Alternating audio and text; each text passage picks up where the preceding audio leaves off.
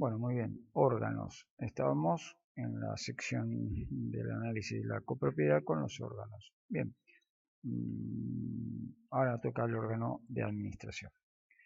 Tenemos al recinto, reducto o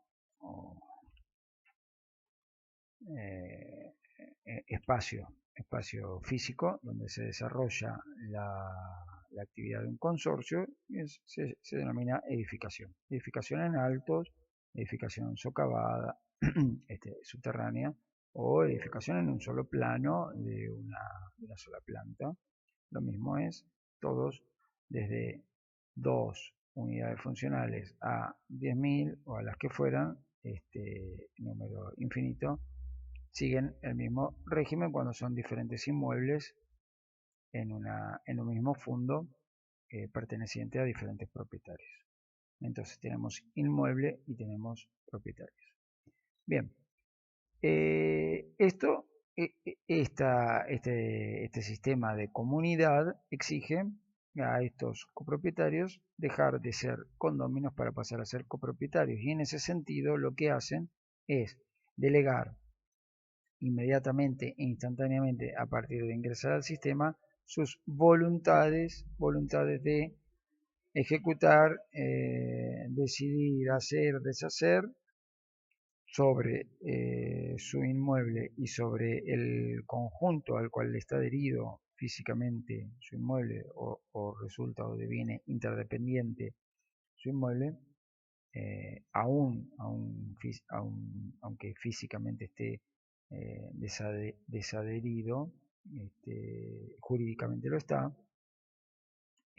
Bueno, nos referimos a casos en los cuales una unidad funcional queda completamente alejada de un bloque conglomerado, por ejemplo, y tiene entrada independiente, autónoma, ingreso de suministros desde la calle, no requiere en absoluto de nada, no lo limpia ningún encargado. Bueno, eso se da a veces en algunos complejos habitacionales. No obstante, al estar en el sistema de propiedad horizontal, está contemplada en un reglamento de propiedad y pertenece jurídicamente al sistema. Por lo tanto, de 2 a la cantidad que sean de unidades funcionales, en este sistema lo que se hace es delegar esas atribuciones, esas facultades de obrar como uno quiere y cuánto quiere sobre su propio inmueble o sobre el uso del inmueble general, el del amalgamiento aglomerado, se lo delegan a otra persona. Ninguno de ellos actúa sobre cosas comunes, le delegan esa actuación a otro, tanto para recaudar como para ejecutar lo necesario para que esto siga funcionando. Es decir, tanto para recaudar las expensas como para invertirlas en la conservación del edificio. Y esto se lo delegan a una persona jurídica denominada consorcio, que es una persona abstracta. En la práctica no se ve, no se oye, no se palpa, no se percibe, pero existe jurídicamente y es a quien se le efectúan los pagos y de quien se reciben las elecciones de los proveedores que vienen luego a confluir en el aprovisionamiento de la edificación. A los proveedores y a los organismos que suministran servicios o como sea, ¿no? AISA, Metrogas, Edesur, Edenor, y a las entidades bancarias para tener un lugar donde depositar los fondos, y a las compañías de seguros, y al constructor si hay que reclamarle algo, y estos son los contratistas, y al encargado si elegimos tener personal de dependencia doméstica para asistirnos en la limpieza del edificio, en el aseo, en la vigilancia.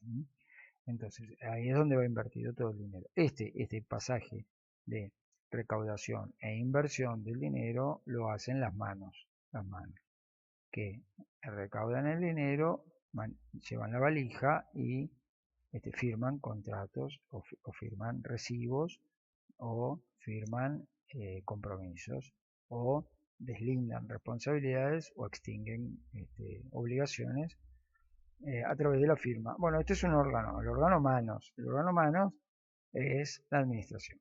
Acá ponemos un sujeto, pero ponemos un sujeto físico, pero puede ser también un sujeto jurídico, una sociedad anónima, una sociedad responsable limitada o en otro tipo asociativo.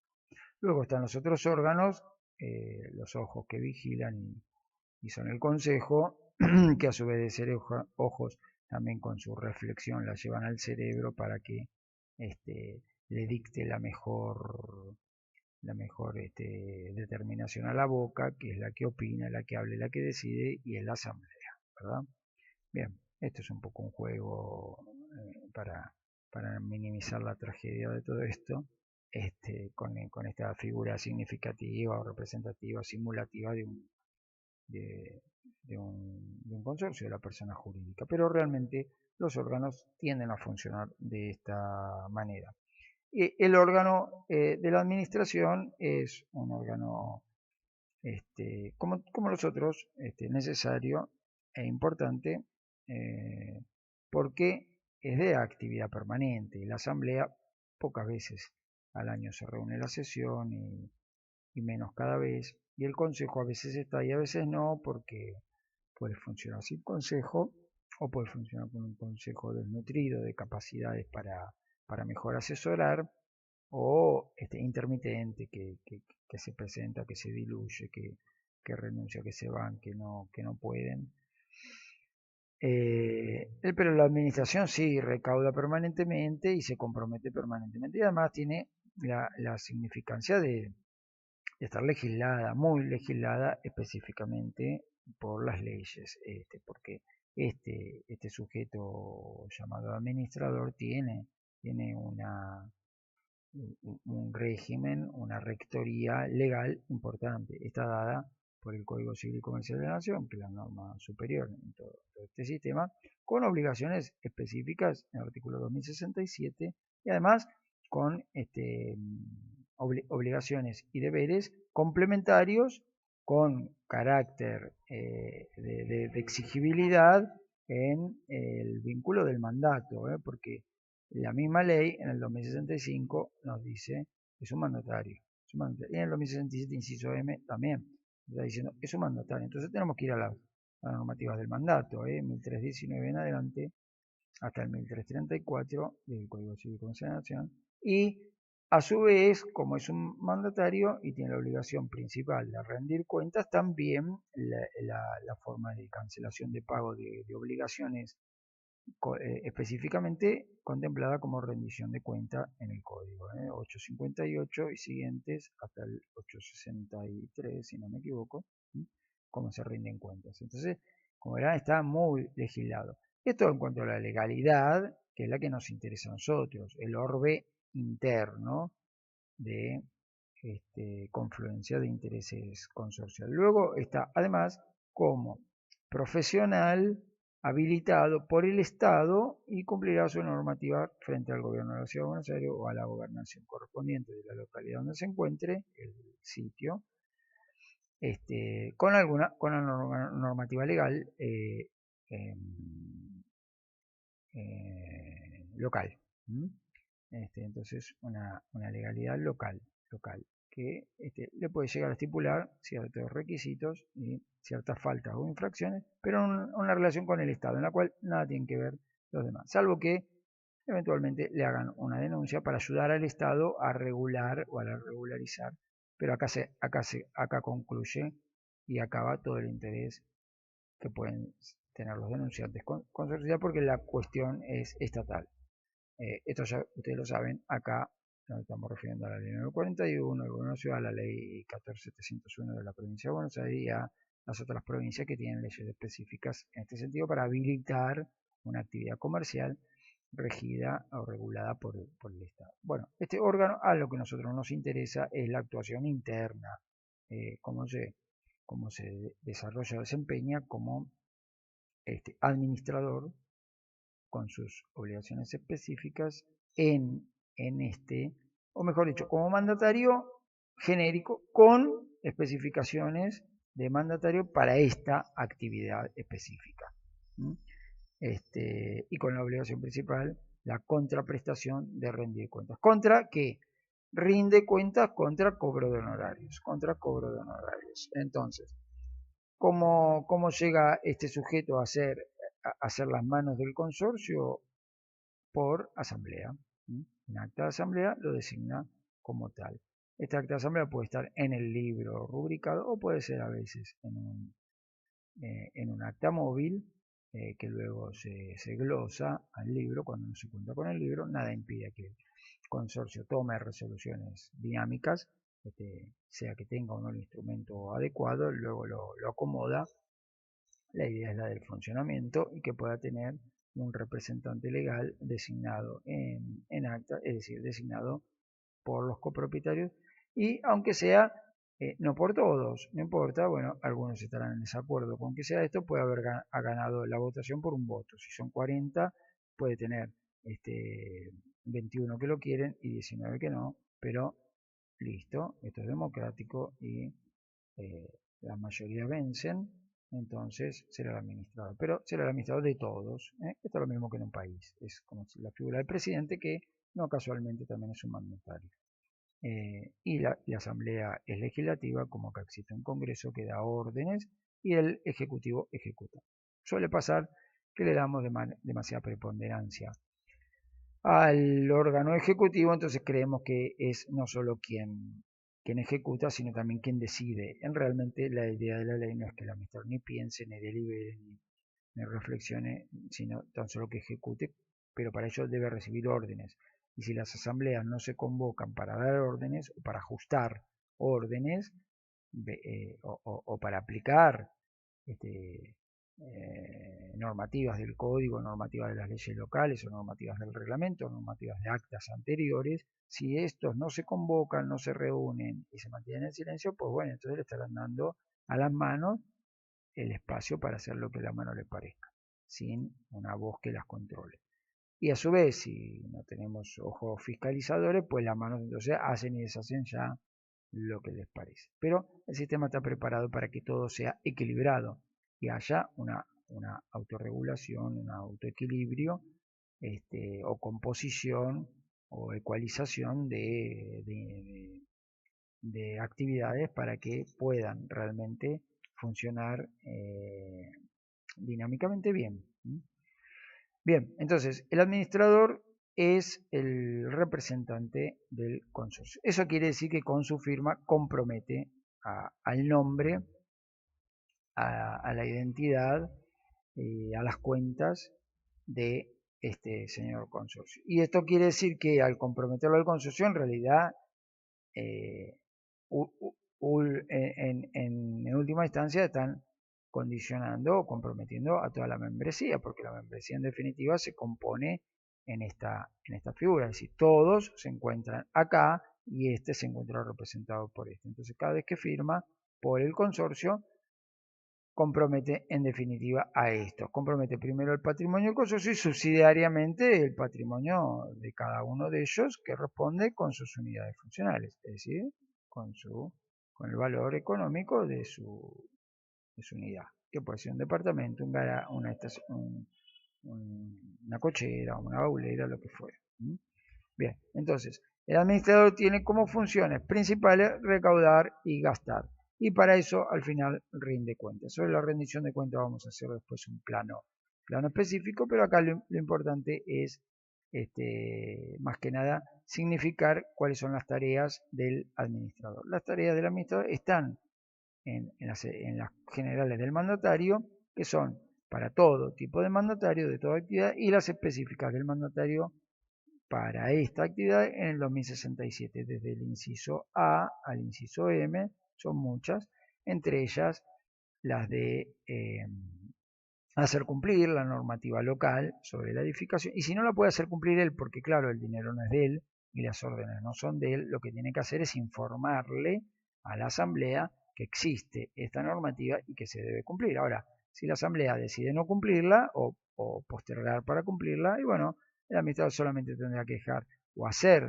constancia en acta o dejar constancia a través de otro instrumento, puede ser un instrumento privado emanado de él, en el cual le termina diciendo al consorcio que asentó la obligación de cumplir con esta normativa y la asamblea se negó. Eso normalmente lo excluye de responsabilidad tanto frente al órgano local de regulación y de control de la actividad, lo que se denomina policía de control o organismo de aplicación, precisamente en el artículo 9, inciso B, pero no de la ley, sino del decreto reglamentario, la facultad desde 551 del 2010, en el caso de la Ciudad de Buenos Aires, la facultad de decirle a la Asamblea, yo te avisé y vos no cumpliste, así que estoy exonerado de infracciones, porque lo dije, había que cumplir con esto, vos no quisiste, cuestión de ustedes. Es el destino de ustedes, simplemente cumplo órdenes. O bien la otra que le queda es decir, bueno, si ustedes están decididos a no cumplir con determinada normativa, desafectamos acá el vínculo y dejo de ser administrador. Renuncio. Y de acá en adelante, listo, se acaba esa es la rescisión unilateral con consecuencias a futuro. Y todo lo que pasó ya está. Es decir, había comprometido al consorcio por lo anterior y ya no en adelante, aunque le falte un término para cumplir.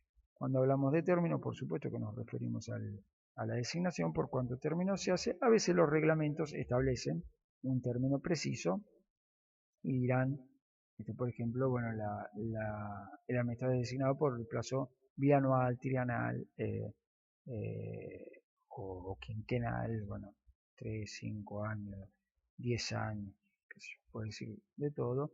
La ley que está por encima de los reglamentos dice un año, nadie dice que no pueda ser menos, muchas veces se estipulan plazos menores, a veces el administrador dice no acepto un plazo menor, acepto el plazo de la ley, un año, y a partir de ahí queda caduco. Luego preguntaremos si queda caduco automáticamente y asume el consejo, que es una de las funciones cuando está la vacancia, es decir, se cumple automáticamente el plazo del año y viene el consejo y le dice, bueno, listo, ya está el plazo del año, cumplo la vacancia porque la ley me autoriza en los meses 64 a cumplir la vacancia y la caducidad es uno de los impulsos de la vacancia.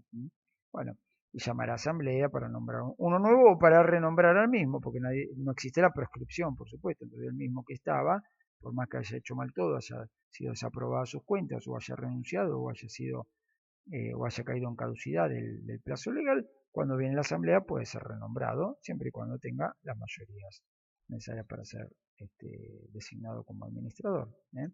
Entonces, bien, decíamos de las obligaciones un poco, ¿no? La de convocar asamblea cuando dice el reglamento, si no lo hace, bueno, ya sabemos, lo suple el consejo, si no los propietarios pueden ir a la justicia para que la justicia convoque, nada más. El juez no debería involucrarse, sino simplemente suplir esa convocatoria. Luego la asamblea la desarrollarían los copropietarios. Sí es cierto que la ley en el 2063 prevé que esta convocatoria judicial también pueda llegar a tener alguna intervención del magistrado cuando no se llega a una resolución. Pero esto es poco probable porque es difícil encontrar un empate para que alguien decida algo o tome la voluntad de aplicar medidas precautorias cuando no existe, porque no es tarea del Poder Judicial regular actividades privadas que funcionan como una sociedad o como una asociación y que tendrían que autorregularse a través de la Asamblea, porque para eso la ley les prevé su propia dinámica de funcionamiento. Bien, entonces decíamos, el inciso A de convocar, de cumplir las órdenes de la Asamblea, salvo que pase esto, decíamos, el de hacer cumplir la reglamentación, el de llevar libros, el de llevar libros significa que sí, esta persona jurídica, como otras personas jurídicas, tiene obligación de llevar una contabilidad de los negocios, y aunque no se dedique a la ganancia ni a los réditos, sí es cierto que tiene una dinámica dineraria de ingresos y egresos, al menos eso parecería ser como una caja familiar, pero a veces se tergiversa y entran a funcionar sistemas extraños, por lo cual es fácil perder el rastro a los ingresos, porque además muchas veces las expensas se le pagan a un tercero llamado entidad bancaria a través de una cuenta, genera comprobantes de ingreso de dinero que no son perfectamente secuenciados ni discriminados ni descriptos como es el recibo de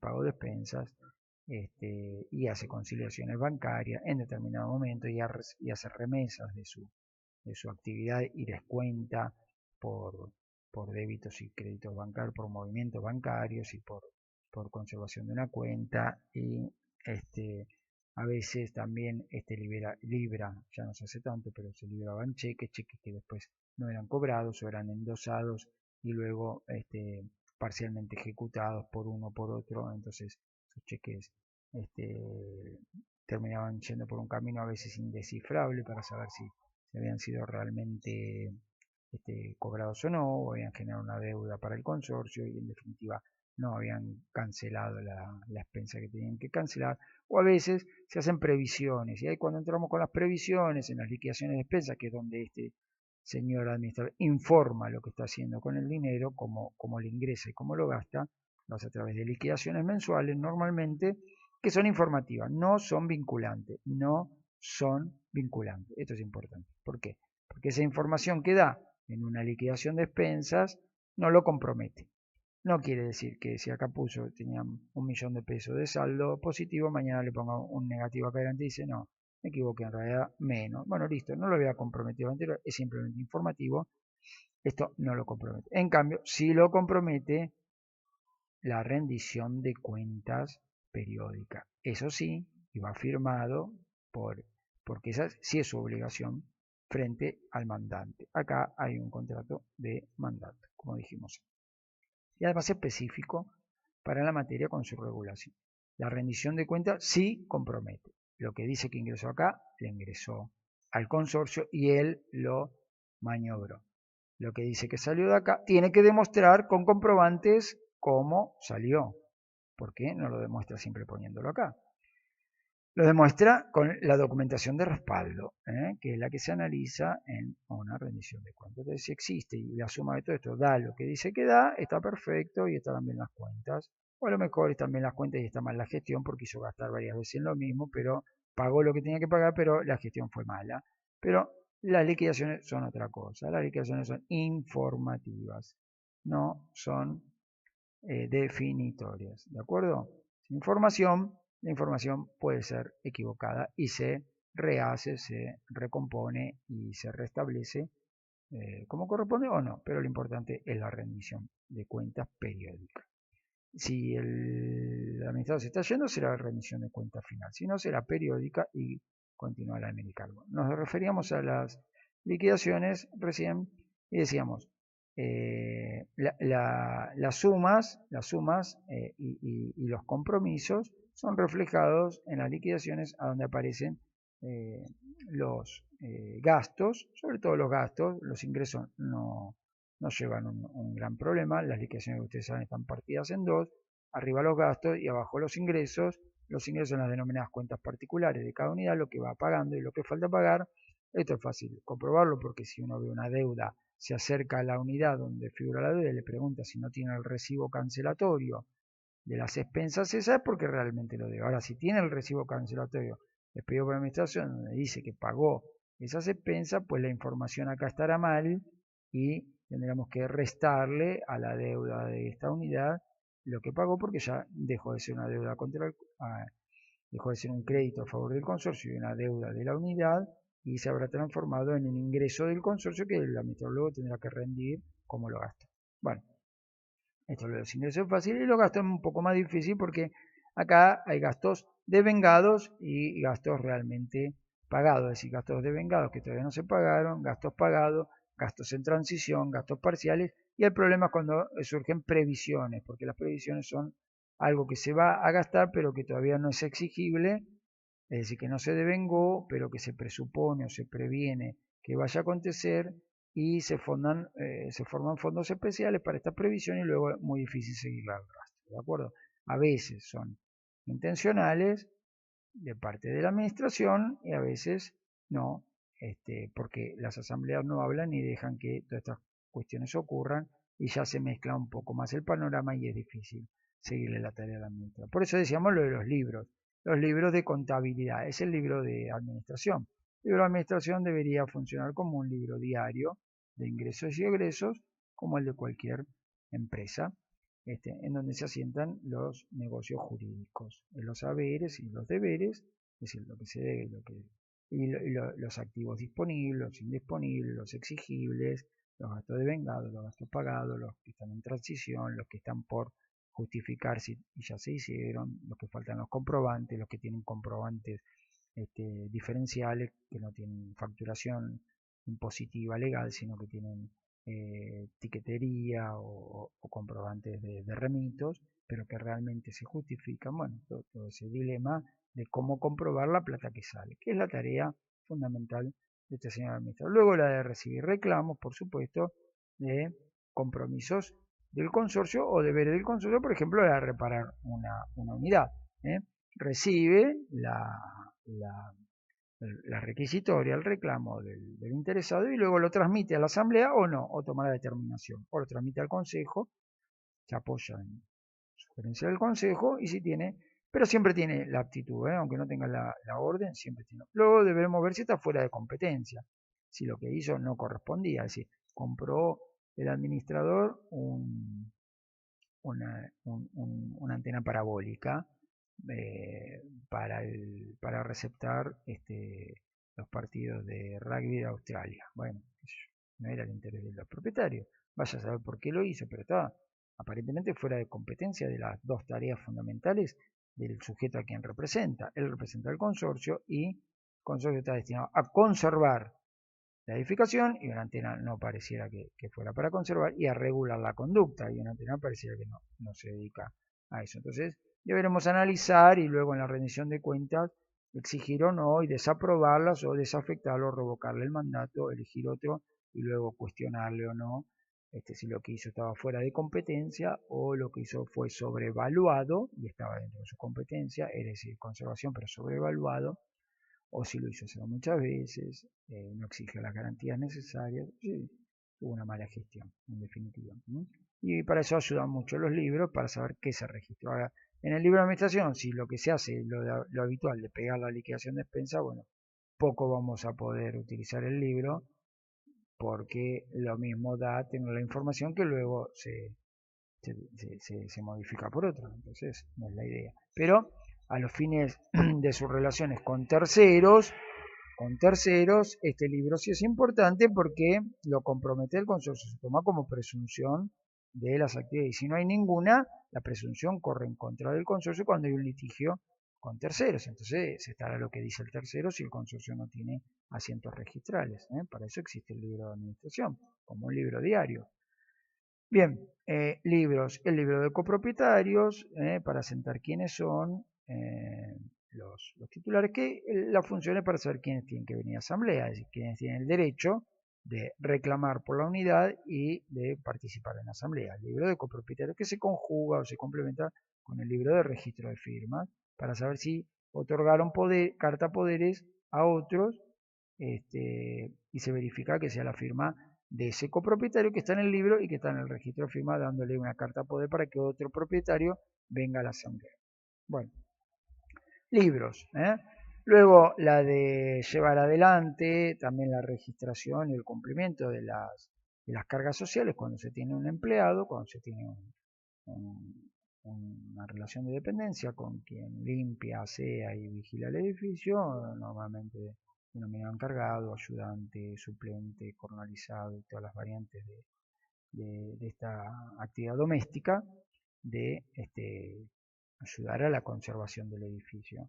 Entonces, como este es un dependiente y el sistema previsional argentino estipula que el empleador retiene aportes obligatorios de él a las cajas previsionales y a las de obras sociales y a los fondos especiales constituidos y además contribuye para suplir a la seguridad social porque el Estado no la presta. El empleador integra contribuyendo además del salario la parte que le corresponde, el porcentaje que le corresponde para que todo esto funcione. Bueno, tendrá el administrador la tarea de hacer ese apartamiento de la recaudación, pagar, integrar las cargas sociales y recibir y archivar los comprobantes correspondientes de haberlo hecho, ¿no? Luego tiene las de hacer asegurar el edificio, que es obligatorio, el seguro integral del edificio, para responsabilidad civil de lo que se puede provocar a tercero y para cuidar el bien el bien común, que no es del consorcio, sino que es cada uno de los propietarios porcentualmente, ante avatares de siniestros. Como se sabe, y dije recién, el inmueble, las cosas, las partes, los elementos, los implementos, los artefactos, las instalaciones, la infraestructura, la estructura no son del consorcio, son de cada uno de los copropietarios.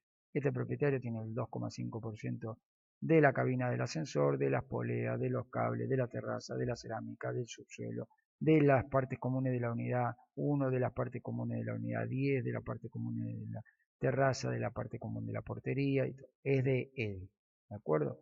Coparticipada en su porcentual, no es del consorcio. El consorcio es esto, el ingreso de expensa, cuando pasa a su cuenta particular o a la mano del administrador luego de expedir el recibo que ya lo aceptó y es del consorcio. Y luego tiene que justificar cómo este patrimonio que él aceptó ser del consorcio, extendiendo el recibo de pago de expensa, ahora se gasta.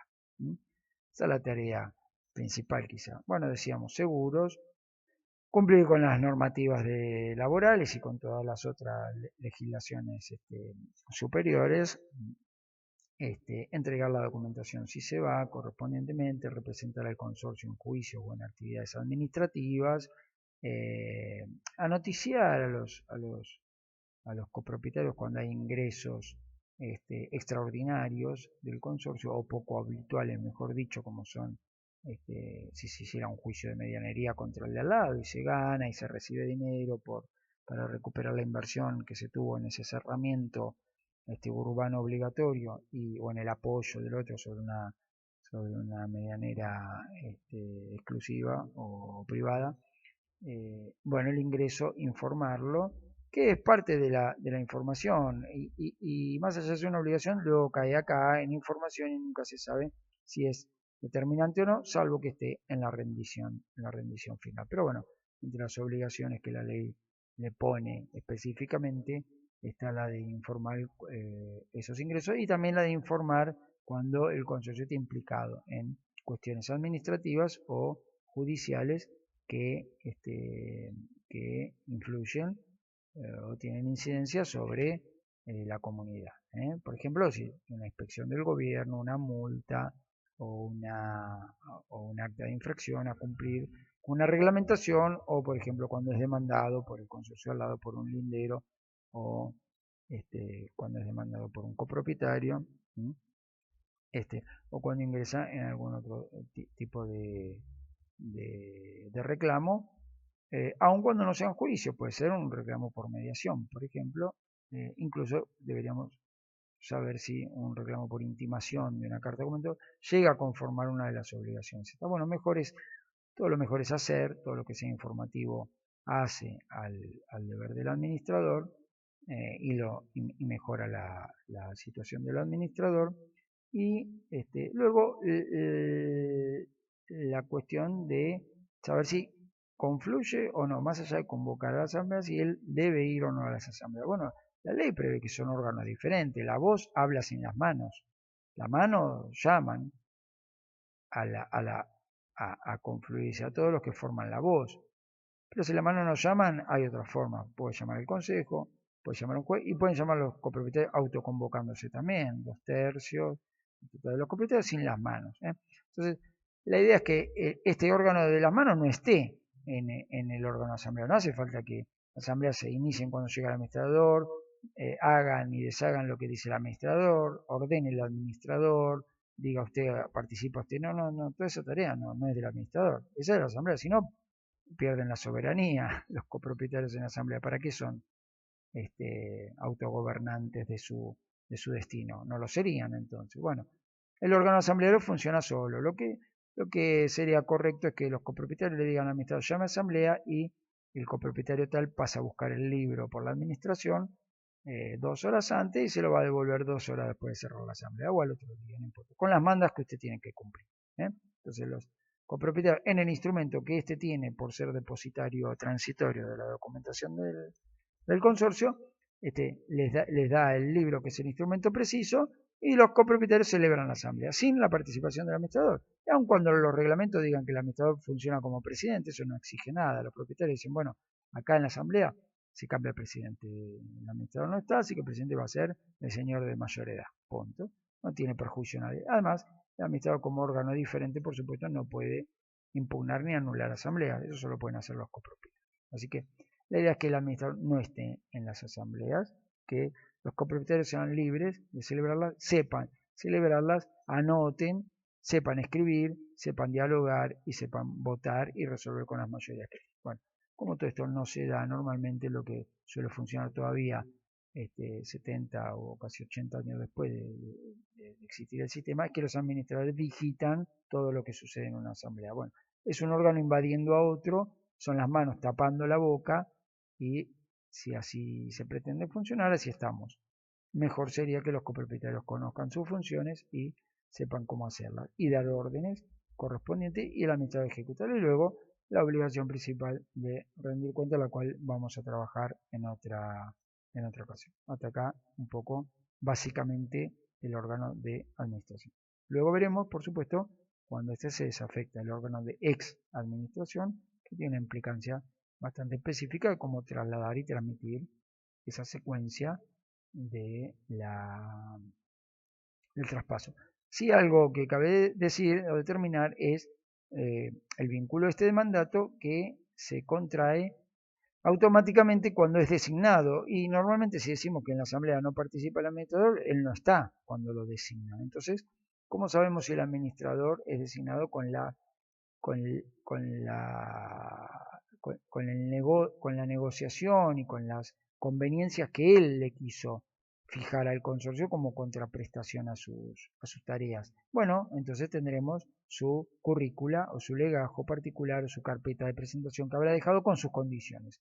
Entonces, si esas condiciones nosotros las asentamos, las registramos y las tenemos, o él las sostiene como corresponde posteriormente, bueno, ahí tiene las obligaciones a las cuales compromete el mandato, que es el contrato, porque en verdad este contrato no existe escrito, sino que es legal, es un contrato legal. Con la designación, y si él comienza a realizar las tareas de un administrador, es lo que se denomina principio de ejecución. Entonces se acepta por principio de ejecución. Sí, empieza a recaudar, llama, manda una circular, dice, ahora soy el administrador, ahora se comunican a los números tal y tal y tal. Bueno, aceptó la designación. Y la designación debería contener los requisitos de su carpeta de presentación para decir, yo actúo de esta manera, voy a trabajar de tal hora a tal hora, voy a pedir las liquidaciones de tal manera, me voy a asistir con fulano, traigo a mis proveedores o traigo a mis asesores y voy a cobrar de honorarios tanto, y va a ser actualizado de tal manera, tal otro, bueno, todo eso se conviene en la carpeta de presentación, porque si el acta de asamblea no nos dice nada, deberemos ir a este documento que complementa al acta. Entonces el contrato de mandato es lo que dice la legislación general, mandato, lo que dice la legislación especial, administrador de consorcio, mandatario, lo que dicen el acta de asamblea, lo que se volcó ahí, él aceptó por principio de ejecución, más lo que dice la currícula o legajo de presentación del administrador. Y este es el contrato de mandato. Hasta ahí llegamos.